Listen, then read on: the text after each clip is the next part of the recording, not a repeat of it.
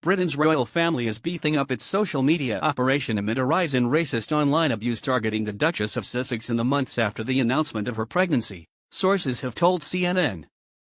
Kensington Palace staff are devoting more resources to deleting comments targeting Meghan and blocking abusive Twitter and Instagram accounts. Software is being used to filter out the use of the N-word as well as emojis of guns and knives. As part of the effort, the royal family issued a set of guidelines last week for people engaging with its social media channels. Separately, the advocacy group Hope Not Hate analyzed a sample of more than 5,000 tweets containing the most commonly used anti-Meghan hashtags. The analysis of the tweets, posted between January and the middle of February, shows that a tight-knit group of accounts is behind much of the trolling. 20 accounts were responsible for about 70% of the tweets, sharing anti-Meghan hashtags, pictures, and memes. The fact that such a small number of users generated such a large number of the tweets suggests that the accounts were created for the purpose of producing negative content about the Duchess, Hope Not Hate said. The Twitter bios associated with the users typically contained Meghan-related hashtags like #Megxit and #Charlotte and Duchess, as well as political hashtags like #Brexit and #Meta. Make America Great Again, sometimes in combination. Some of the accounts also shared links to far-right websites and social media pundits. Many posts used racial epithets to describe Meghan. However, there is no evidence that the accounts analyzed by Hope Not Hate are part of a far-right campaign against the Duchess. CNN contacted Twitter and Instagram for comment. Twitter has since suspended a few of the accounts analyzed. The small group of accounts that troll the Duchess often retweet news articles that portray Meghan negatively. Since Meghan and Prince Harry's relationship was first revealed by the media in 2016, there have been references in articles to Meghan's rich and exotic DNA, reports that her family went from cotton slaves to royalty, and claims that the Los Angeles native was, almost, straight outta Compton, in a reference to the NWA song. The Twitter bios associated with the users typically contained Meghan-related hashtags like #Megxit and #Charlotte and Duchess, as well as political hashtags like #Brexit and #Meta. Make America Great Again, sometimes in combination. Some of the accounts also shared links to far-right websites and social media pundits. Many posts used racial epithets to describe Meghan. However, there is no evidence that the accounts analyzed by Hope Not Hate are part of a far-right campaign against the Duchess. CNN contacted Twitter and Instagram for comment. Twitter has since suspended a few of the accounts analyzed. The small group of accounts that troll the Duchess often retweet news articles that portray Meghan negatively.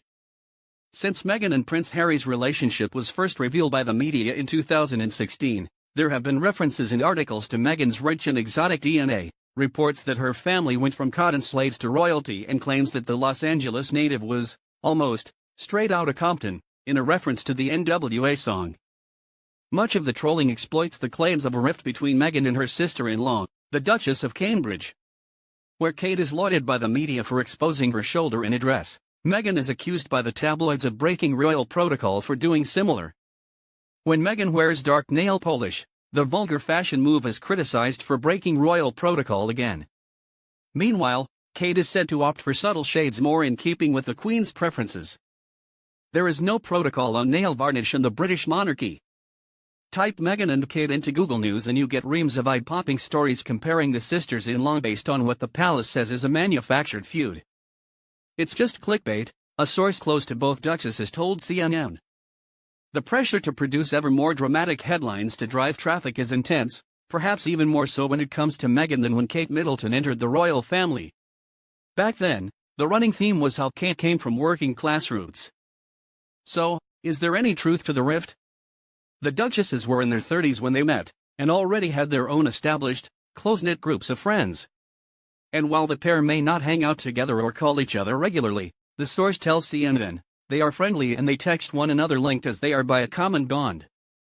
The alleged rift has also been cited as the reasons Meghan and Harry are moving out of Kensington Palace and plan to establish their own office. But CNN's source said this is more to do with Harry wanting greater independence, and William needing his own team in preparation for so-called reign change, when Charles will become king and William will step up as the Prince of Wales.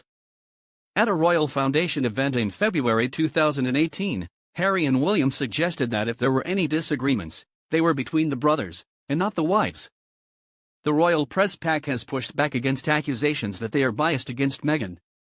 They say they are just doing their job, covering the news without prejudice, and they claim they do far more positive stories about Meghan than negative ones. But online trolls have exploited the othering of Meghan on online news sites and gossip pages and reports of a feud between her and Kate.